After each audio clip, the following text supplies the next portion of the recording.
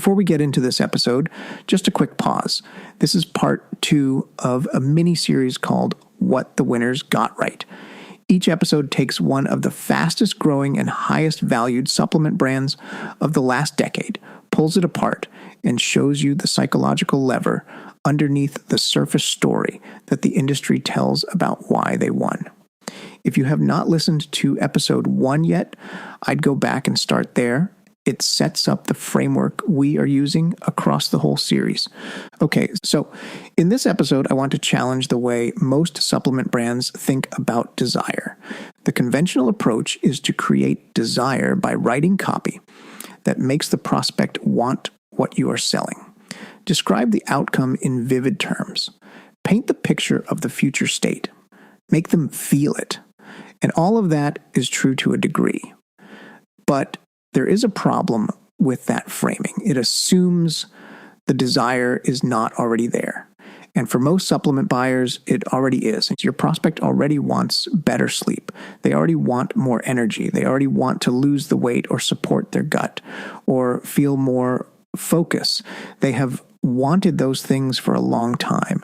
The desire exists. So if the desire is already there and they are still not buying, the question is not how do I create desire? The question is, what is killing it? That is the insight that built 3 of the most successful supplement exits of the last decade: OLLY, SmartyPants, and Goli. And it is an insight that most supplement brands still do not fully understand or apply. This is episode 2 of the What the Winners Got Right series. And today we are going to pull apart what these 3 brands figured out about desire and how it works through the lens of the supplement buyer psychology we developed and what it means for your brand right now. Okay, let's get into it. Welcome to Health Business Mastery, the Creative Thirst podcast. I'm your host, Bobby Hewitt. Let me start with something Eugene Schwartz wrote in Breakthrough Advertising, which is probably the most cited book in direct response copywriting. He said, you cannot create desire. You can only intensify it. Most marketers take that line and run with the intensification part. They focus on amplifying the desire that already exists. More vivid future state copy, more emotional storytelling, more urgency, and that has value. But there is a step that comes before intensification that almost nobody talks about. And that step is identifying what is suppressing the desire in the first place. Because here is what I have seen after more than a decade of working exclusively in the supplement space. Desire does not die by accident. It gets killed by something specific. And the thing that kills it for supplement buyers is almost always one of 3 things. The first desire killer is a bad experience with the format. The product was hard to take, tasted bad, required too many steps, or just felt like a chore. The desire was there, but the habit never formed because the product itself was working against the behavior. The second desire killer is category fatigue. The buyer has seen so many supplements making so many similar promises that they have stopped believing any of them will actually make a difference in their daily life. The desire for the outcome is still there, but the desire to try another supplement has been exhausted. The third desire killer is identity friction. The buyer does not see themselves as a supplements person. Maybe they see supplements as medical or clinical or complicated. The product does not fit the version of themselves they are building. And so even when the desire for the outcome is real, there is a quiet resistance to the category. OLLY, SmartyPants, and Goli each attacked a different one of those desire killers. And when you understand which one each brand went after, the whole playbook becomes clear. OLLY was founded in 2014 by Eric Ryan, who had previously co-founded Method, the cleaning products brand that turned dish soap into something people wanted to display on their kitchen counter. That background matters a lot for understanding what OLLY did. Ryan looked at the vitamin and supplement aisle and saw exactly what it was: clinical, medicinal. white bottles with small print and ingredient lists that looked like a chemistry exam. Products that signaled obligation and illness rather than choice and vitality. And he asked a simple question. What if supplements felt like something people wanted to be part of instead of something they felt they should do? So OLLY came in with bright packaging, friendly copy, product names that actually described how you wanted to feel, not what was in the capsule, and a gummy format that removed the biggest sensory barrier to forming the habit. By 2018, OLLY had crossed $100 million in annual revenue.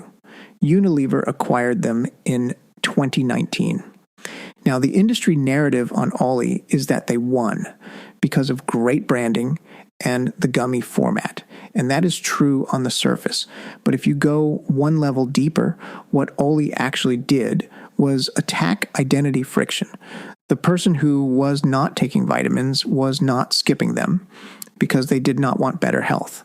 They were skipping them because the category felt like it belonged to a version of themselves they had not become yet. Someone diligent, someone who had their health handled, someone who reads ingredient labels and keeps a supplement routine. That was not how they saw themselves today, and the products in the category were reinforcing that gap.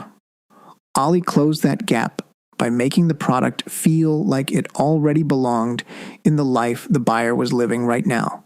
Not the life they were aspiring to, the life they were already in, colorful, approachable, lifestyle forward. The product said you do not have to be that person yet to start. This is easy. This is for you as you are today. That is a desire play, not desire creation. OLLY removed the identity friction that was suppressing desire that already existed. Now let me connect that to the four forces framework for a second, because this is important.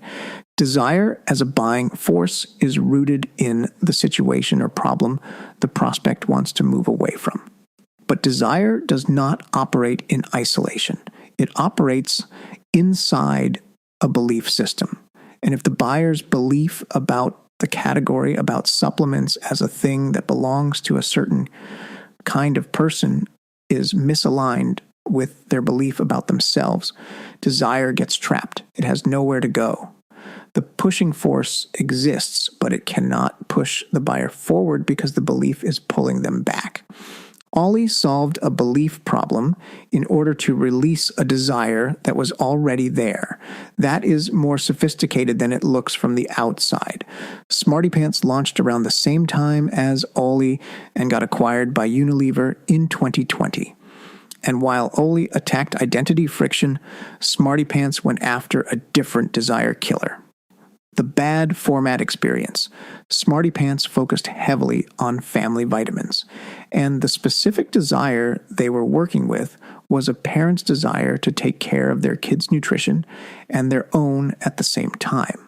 That desire is genuinely strong. Any parent who has tried to get a child to swallow a multivitamin capsule or choke down a chalky chewable knows exactly what the desire killer looks like in that context. It is not that the parent stopped wanting to do the right thing for their kid. It is that the experience of trying made the habit feel impossible to maintain.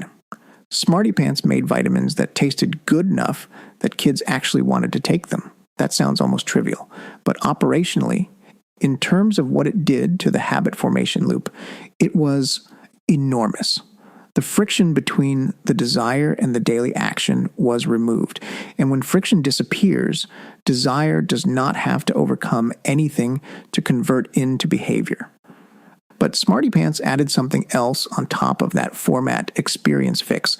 They layered in a premium ingredient story and third-party testing. And the reason that combination worked so well together is that it addressed both minds of the supplement buyer at the same time. Remember what I said in episode 1 of this mini-series. Supplement buyers are dual-minded. They are operating with a functional mind and an emotional mind simultaneously. The functional mind wants to know that the product actually works and that the ingredients are real and the testing is legitimate. The emotional mind wants to feel like they are doing something good and that the daily act of doing it is not a battle. SmartyPants gave the functional mind something to point to. Omega-3s from sustainable sources, methylated B vitamins, third-party certification, real stuff. And they gave the emotional mind the experience it needed to form the habit. A gummy that tasted good, a brand that felt warm and trustworthy, and a clear identity around what kind of family you were. Both minds were satisfied. The desire killer was removed, the habit formed, and the brand scaled. Here's the lesson from SmartyPants for the brands listening to this. If your supplement requires effort to take consistently, that effort is a desire killer. It is not a small thing. It is not something your customers will push through because the product is good enough. For most supplement buyers, especially the core demographic of people over 40 who are managing multiple health concerns and a full life at the same time, friction wins. Desire loses. And you lose the sale on the back end, even if you won it on the front end. Okay, now we get to Goli. And this one is interesting because it is both the clearest example of the principle and the most instructive cautionary tale in this whole series. Goli launched in 2019 with one product, apple cider vinegar gummies, and they grew to an estimated $438 million in sales by 2021. That is in 2 years. That growth rate is extraordinary by any measure. Now, apple cider vinegar as a health supplement had been around for a very long time before Goli showed up. People knew about it. They had read about the benefits. Some of them had tried it, and most of them had stopped. Because drinking straight apple cider vinegar is deeply unpleasant. It burns. It tastes harsh. People would buy a bottle, try it for a week, and quit. The desire for the benefit was real. The behavior just could not sustain itself against the experience of getting it. That is textbook category fatigue. The buyer has tried the thing, and it failed them on the experience side, not on the outcome side. They still believe apple cider vinegar might do something useful. They just stopped believing they could actually maintain the habit because the product itself made the habit miserable. Goli removed that barrier completely. Same benefit, same ingredient essentially, but in a format that was actually pleasant to take. The desire that was sitting dormant because of a bad prior experience suddenly had nothing stopping it from converting into a purchase. And then they poured fuel on it with influencer marketing at massive scale. Jennifer Lopez and Alex Rodriguez were investors. Thousands of Instagram and TikTok creators were pushing the product. That combination of a freed up desire and enormous social proof created one of the fastest growth stories in supplement history. So what is the cautionary tale? Goli eventually ran into trouble. They faced regulatory scrutiny over their health claims.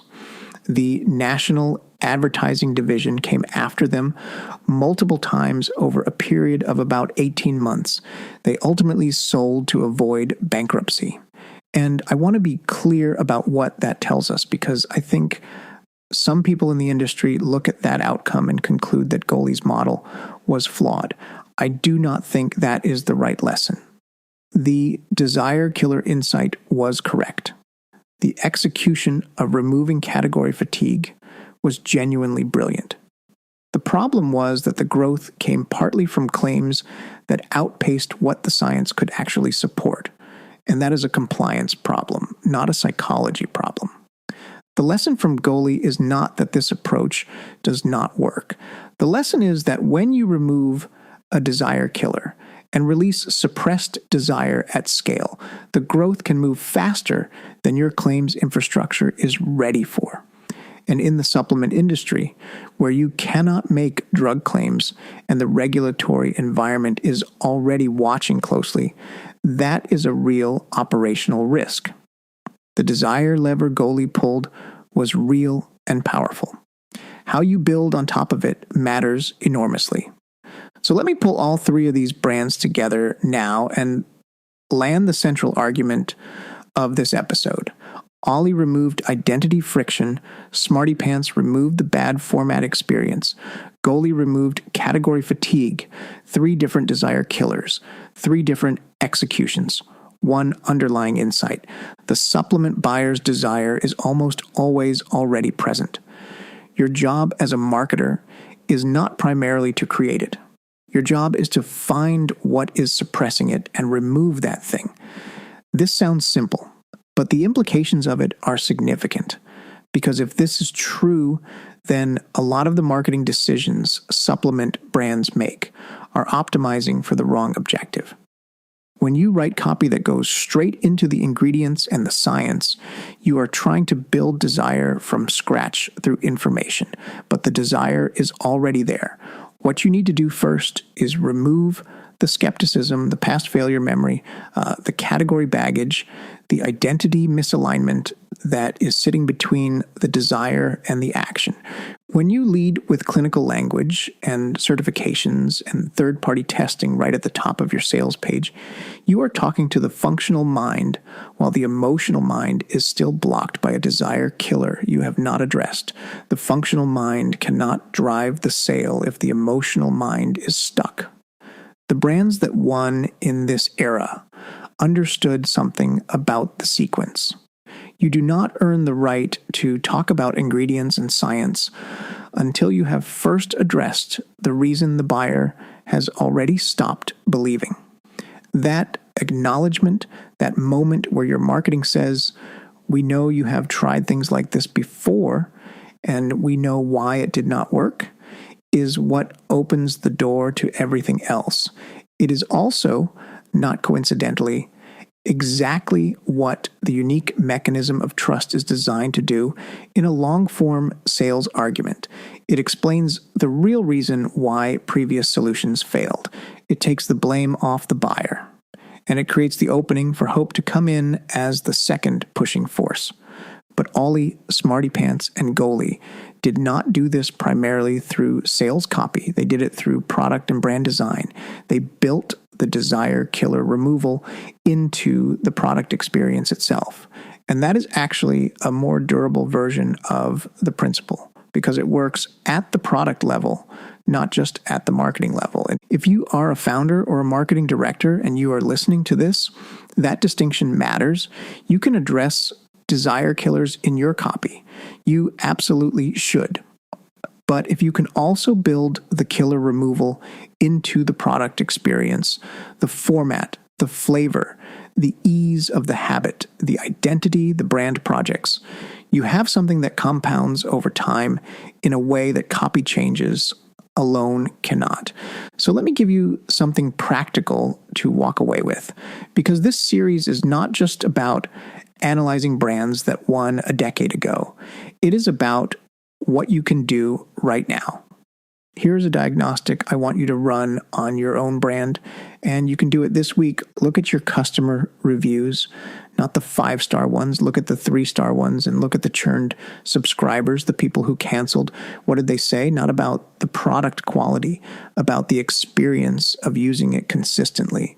Were there complaints about the format, the taste, the number of capsules, the complexity of the routine? Those are format experience desire killers, and they are showing up in your data right now if you know where to look. Then look at your cold traffic conversion rate versus your warm traffic conversion rate. If there is a significant gap, and there usually is, what is the most common reason a cold prospect does not buy? Not price. That is rarely the real answer. What is the thing they said or the objection that showed up most in your exit surveys or your customer service tickets? That gap is almost always a desire killer operating at the awareness level. A cold prospect who has category fatigue or identity friction does not buy, not because your product page failed, but but because something upstream is suppressing the desire before they even engage with your argument. And then look at your best customers, the ones with the highest lifetime value, the longest subscription tenure, the most referrals. What do they have in common? Not demographically, psychologically. What did they believe before they bought? What was their prior experience with supplements? How did they describe finding your brand? Because those people had a desire killer that your brand somehow removed, even if you did not do it intentionally. And once you know what that killer was, you can build your marketing around removing it deliberately for more of those people. That is the real lesson from OLLY, SmartyPants, and Goli. Not the gummy format that everyone thinks, not the bright packaging, not the influencer strategy that you think is the silver bullet. No, the lesson is that they were relentlessly focused on removing whatever was standing between the buyer's existing desire and the daily act of buying and taking the product. Find your desire killer. Remove it. In your product, if you can. In your marketing, if you cannot change the product. In both, if you can do both. That is where the conversion rate improvement is hiding for most supplement brands right now. Not in a better headline, not in a new ad format, in understanding what is suppressing desire that is already there and getting it out of the way. So, to bring this episode together, desire is one of the 4 supplement buying forces. It is a pushing force. It drives the buyer toward your marketing message and toward a purchase decision. But desire is not fragile because it is weak. It is fragile because the supplement category has done a lot over the years to suppress it through bad experiences, through overclaimed promises, through products that felt like medicine when the buyer wanted to feel like they were thriving. OLLY, SmartyPants, and Goli built 3 of the most valuable exits in supplement history by doing one thing really well. They found the thing that was killing desire for their specific buyer, and they removed it. OLLY removed identity friction. SmartyPants removed format experience friction. Goli removed category fatigue. The desire was always there. They just got out of its way. Next episode, we are going into AG1, and the buying force we are going to look at is belief. AG1 did not just sell a greens powder. They repositioned what a healthy person believes about their own supplement routine. That belief reframe is worth an entire episode. And honestly, it is one of the more sophisticated marketing moves in the supplement space over the last 10 years. Until then, if your brand is past the point of figuring this out through a course or a coaching program, and you need a team that specializes exclusively in supplement marketing to come in and do this work with you, that is what Creative Thirst is built for. We work with a small number of brands at a time, and we are selective about who we take on. If that sounds like where you are, you can apply to work with us at creativethirst.com.